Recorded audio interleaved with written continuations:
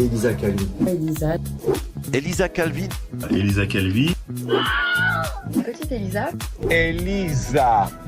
Je viens d'écrire un texte. À l'instant, j'ai écrit pour la petite fille qui avait 12 ans, c'est-à-dire moi, 12-14 ans, qui je pense aurait eu besoin d'entendre ces phrases, ces mots. Cette petite fille qui vit encore à l'heure actuelle à l'intérieur de moi, qui a besoin de faire ressortir tout ce que je viens d'écrire. Et donc, vous allez voir, le texte que je viens d'écrire, il est imparfait. On pourrait le perfectionner, mais vraiment...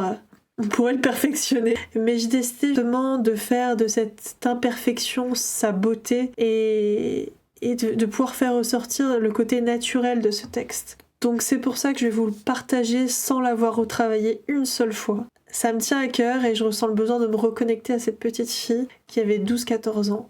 Un peu comme si je vous racontais une histoire juste avant d'aller se coucher. Et c'est parti, on y va. Musique maestro. Je vais te raconter une histoire avant de te coucher. Regarde autour de toi. Il y a des personnes heureuses, d'autres malheureuses. Certaines sont malades. Qu'est-ce qui différencie chacune de ces personnes ? Pourquoi certaines sont heureuses alors que tout semble être difficile pour elles, pendant que d'autres auraient 20 000 raisons d'être heureuses, mais ne savent pas savourer la valeur de leur existence ? Tout simplement, petite fille, parce que être heureux, c'est un choix. Savoir apprécier l'odeur de ton café ou de ton chocolat chaud le matin, cette petite musique que tu entends à peine réveillée, le soleil qui se lève, l'odeur de la brume du matin, ta journée est déterminée par toi seule, tout comme ta vie. Tu sais, petite fille, certains sont malades, en phase terminale, et auront le sourire aux lèvres d'avoir eu la chance de savourer chaque instant de cette vie. Parce que la mort n'est peut-être pas une fin en soi, mais la continuité de ce qu'on considère être la vie. Alors petite fille, garde ce sourire qui t'anime. La vie est courte.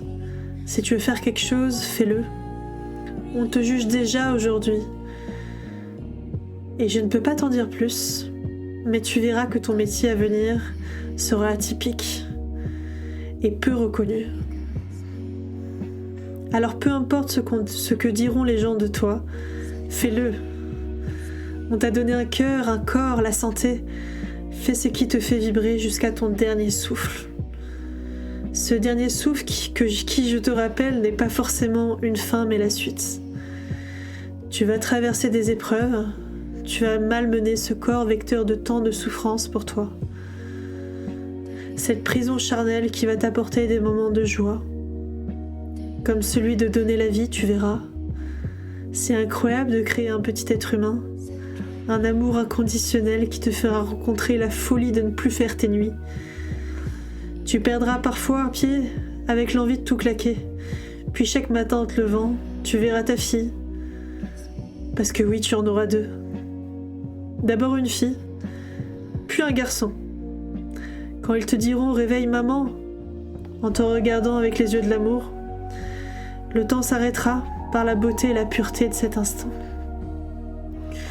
Alors garde en tête, petite fille, que seul l'amour triomphe, que la matière éloigne et divise, que notre système ne sera pas assez évolué pour faire disparaître la faim dans le monde qui t'affecte tant, qu'être différent sera accepté si tu restes silencieuse et discrète. Alors petite fille, écoute-moi bien, de ton corps, de ton enveloppe charnelle, il ne restera rien. Tout deviendra poussière. Il ne restera rien à part la beauté de ton âme et de tes bonnes actions. Elle restera immortelle à travers le temps. Maintenant, va te coucher, petite fille. Il est tard. On se retrouvera un jour, je te le promets.